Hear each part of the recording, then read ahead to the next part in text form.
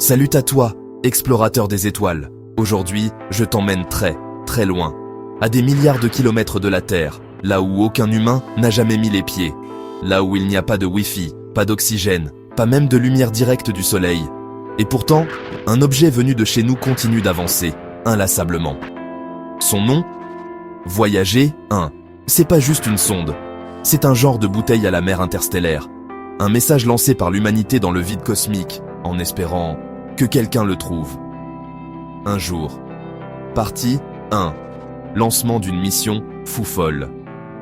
Alors voilà, en 1977, la NASA décide d'envoyer 2 sondes spatiales. Voyager 1 et sa petite sœur, Voyager 2. Le but à la base, c'était de faire un petit tour rapide du système solaire, un selfie de Jupiter, un coucou à Saturne, et retour aux données. Fin de l'histoire ? Et non, Voyager 1, elle a kiffé l'aventure. Elle a quitté le système solaire, dépassé tous les espoirs des ingénieurs. Depuis 2012, elle navigue dans ce qu'on appelle le milieu interstellaire. En gros, elle est officiellement hors de notre système solaire, et elle continue d'envoyer des signaux. Enfin, faiblement. Très faiblement. Genre, faut tendre l'oreille au cosmique à fond.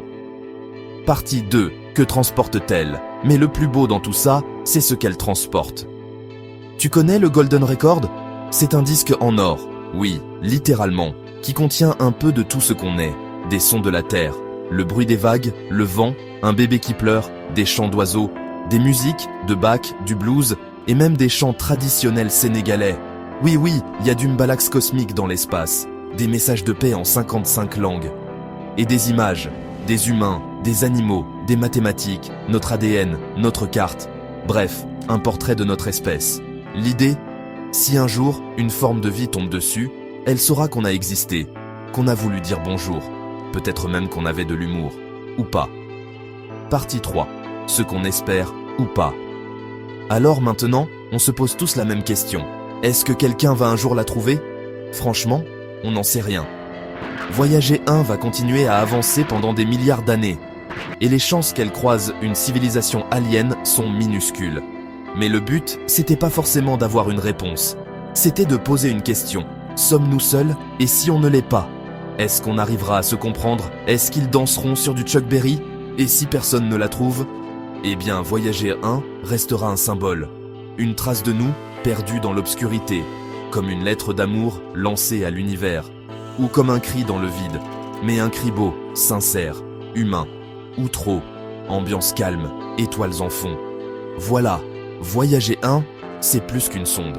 C'est un souvenir, un espoir, une preuve qu'un jour, des êtres sur une petite planète bleue ont levé les yeux au ciel et ont décidé d'y envoyer un message. Dis-moi en commentaire ce que toi tu aurais mis dans le Golden Record.